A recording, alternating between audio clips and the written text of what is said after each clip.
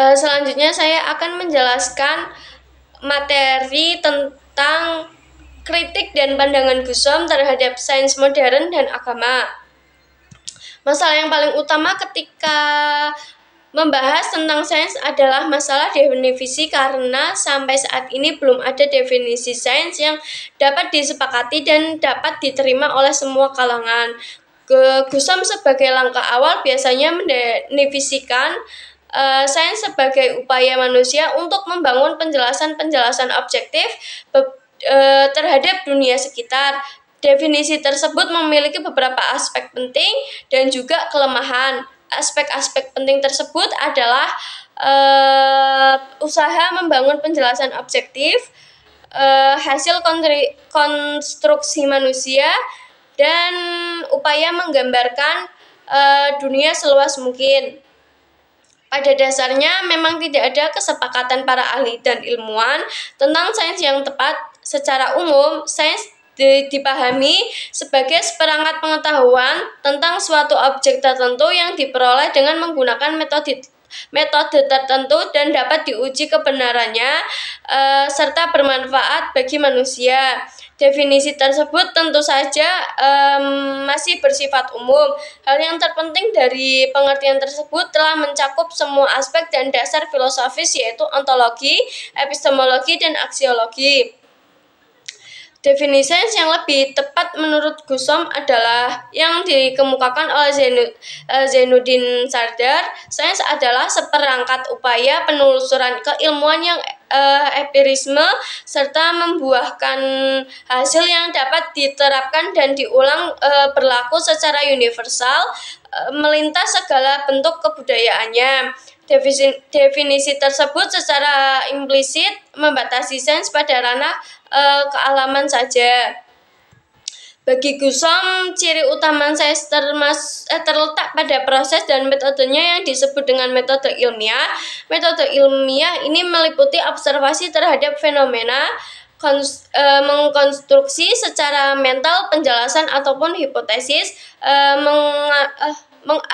mengasumsikan penjelasan atau hipotesis tersebut sehingga dapat diuji dan diprediksi akan mengandung kebenarannya, serta menguji kebenaran hipotesis ataupun pengganti dengan hasil yang baru setelah melakukan percobaan dan observasi secara tepat. Langkah-langkah tersebut tidak sempurna serta mengabaikan unsur subjektivitas manusia dalam mengkonstruksi hipotesis dan tidak menekankan bagaimana peran masyarakat ilmiah atau proses peer review. Terus Mehdi Golsani memandang sains modern merupakan warisan dari peradaban Islam. Gusom mempertanyakan pandangan Sardar dan Golsani tersebut karena hal tersebut melahirkan jenis lain sentrisme budaya. Jika peradaban lain seperti peradaban Babilonia dan Cina dapat membuktikan perkembangan sains pada masanya begitu pesat, maka tidak tertutup kemungkinan sains modern muncul pada masa kejayaan peradaban mereka. Dengan mengutip Thornton, Gusom berpandangan bahwa semua peradaban termasuk peradaban Islam memiliki kontribusi penting dalam perkembangan dan sejarah sains. Pandangan kontroversial lain adalah bahwa sains modern lahir sejalan dengan munculnya agama monoteistik dan memudahnya politeistik. Pandangan ini tentu saja sulit diterima karena akan terjadi klaim dari masing-masing agama monoteistik, terutama Islam dan Kristen. Bagi Gusom, pendapat Sittik bahwa sains modern tidak muncul pada peradaban Islam perlu mendapat perhatian karena sains modern jelas bersifat sekuler, dikotomis, dan materialistik, serta sangat berbeda dengan peradaban Islam yang mengutamakan nilai-nilai keabadian dan transendental. Terus sains sebagai sebuah konstruksi keilmuan tentu memiliki landasan metafisik. Landasan metafisik yang dimaksud adalah prinsip-prinsip yang mendasar sebagai landasan pengembangan sains. Dalam perkembangan sains, landasan metafisik sains beragam mulai dari materialistik, teistik, dan islamik. Dasar metafisik sains tersebut sangat tergantung dari kecenderungan seseorang atau komunitas untuk merumuskan dasar filosofis sains tersebut. Brooke juga mengapresiasi Gusom yang tidak mendukung pandangan sebagian besar pemikir Islam yang cenderung menganggap bahwa kemajuan sains pada abad modern adalah jiplakan atau salinan dari kemajuan sains di dunia Islam sebelumnya serta korban dari sikap represif agamawan atau Kristen. Padahal menurut Brooke, nilai-nilai dan ajaran Kristen juga memiliki kontribusi terhadap perkembangan sains pada abad ke-16 dan 17. Pada sisi lain, pemikiran Barat juga memiliki kecenderungan untuk mengurangi dan mempertanyakan orisinalitas keilmuan pada filsuf dan ilmuwan muslim yang luar biasa antara abad ke-9 sampai abad ke-13, serta merupakan koreksi dan pemindahan warisan Yunani. Kedua, pandangan tersebut pada dasarnya mempertentangkan peran agama terhadap perkembangan sains dari tradisi Islam dan Kristen. Analisis Brooke tersebut tentu saja dilandasi oleh adanya sikap inklusif Gusom. Pandangan dunia sains modern adalah sebuah struktur metafisika yang unik. Pandangan dunia keilmuannya adalah berdasarkan atas asumsi yang terdapat dalam hukum alam dan kemampuan manusia untuk memahaminya. Huff menyebut bahwa revolusi ilmiah yang terjadi pada abad ke-16 dan 17 adalah sebuah revolusi metafisik yang mendalam. Revolusi tersebut hanya terjadi di Barat, bukan di dunia Islam maupun Cina. Terus beberapa pandangan tersebut di atas menunjukkan bahwa revolusi dalam hal ini, revolusi ilmiah telah memberikan peranan yang sangat penting dalam sejarah sains. Hal inilah yang menjadi pokok pikiran Kuhn ketika mengemukakan konsep tentang struktur revolusi ilmiah. Pemikiran Kuhn juga telah memberikan kontribusi yang sangat penting bagi perkembangan filsafat sains kontemporer baik di Barat maupun dunia Islam. Gusom sering mengutip Kuhn dalam merumuskan rekonstruksi filsafat sains di dalam Islam.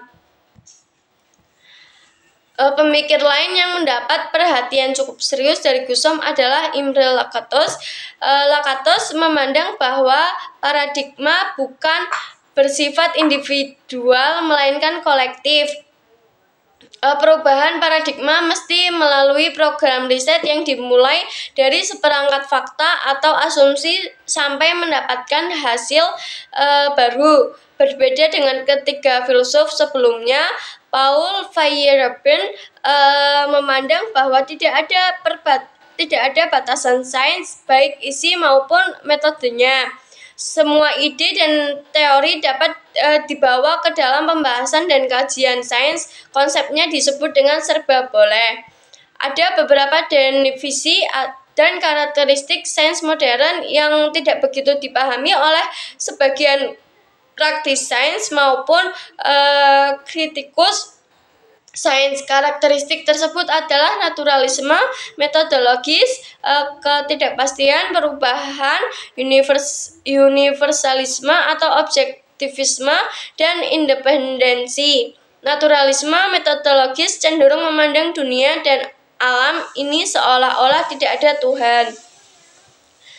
Gusom menilai adanya kecenderungan baru dari para sejarawan, filsuf, dan kritikus sains untuk mengungkapkan Eurocentrisme sains Barat dan mengembangkan sebuah pandangan baru tentang perkembangan sains pasca kolonialisme yang berperan penting dan tepat bagi semua budaya baik dulu maupun yang sekarang.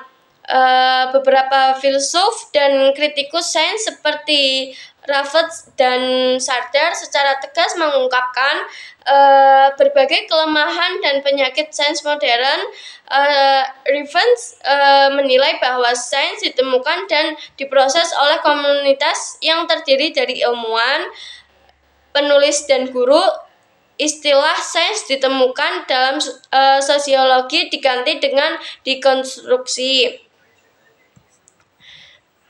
Menurut Gusom, falsifikasi merupakan metode dan konsep yang paling tepat dalam memecahkan dan menjelaskan persoalan keilmuan dewasa ini. Umat Islam memulai dari masyarakat awam sampai kepada kalangan terdidik sayangnya tidak begitu memahami dan menjadikan metode falsifikasi sebagai prinsip pengembangan keilmuan dalam Islam.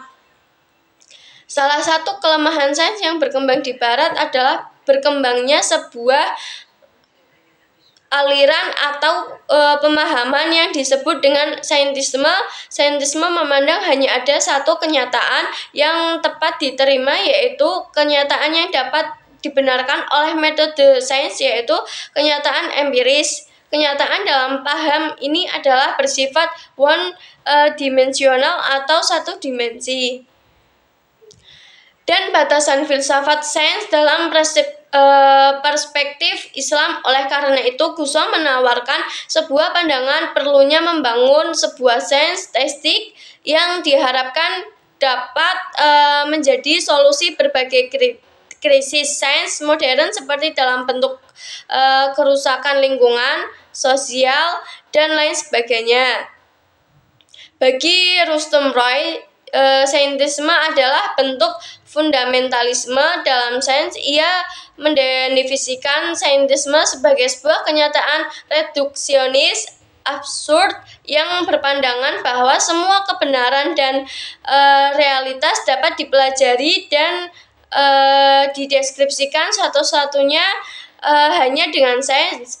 Isu-isu yang terkait dengan sains modern pada masyarakat Muslim dewasa ini adalah kalender Islam, teori evolusi, dan penyembelihan hewan. Ketiga isu tersebut sering didiskusikan dan diperdebatkan apakah sesuai dengan ajaran Islam atau tidak.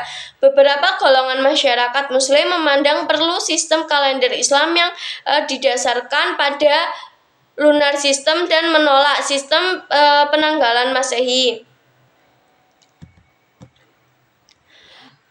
Pembahasan tentang relasi antara Islam dan sains bukanlah dimaksudkan agar lebih banyak umat Islam mendalami sains, melakukan riset, dan sebagainya, tetapi adalah bagaimana membangun pola pikir umat Islam dan hubungannya dengan sains dan modernitas secara umum. Jika hal itu telah terbangun dengan baik, maka secara otomatis sains di dunia Islam akan berkembang dan maju. Salah satu pandangan Gusom yang sangat menarik bagi John Hadley Brooke adalah bahwa jika umat Islam ingin mendapatkan kembali warisannya yang paling berharga, mereka harus mengkaji dan mendalami sains secara serius. Keistimewaan Gusom adalah keberaniannya untuk membahas persimpangan antara berbagai isu kontroversial dalam sains dan agama. Persoalan relasi sains dan agama sebelumnya dominan dibahas dan dianalisis oleh pemikir Islam yang bukan berlatar belakang sains. Analisis pemikir Islam tersebut tentu saja cenderung salah kaprah dan bias. Kebanyakan saintis Muslim enggan untuk membahas hubungan sains dan agama kecuali Gusom.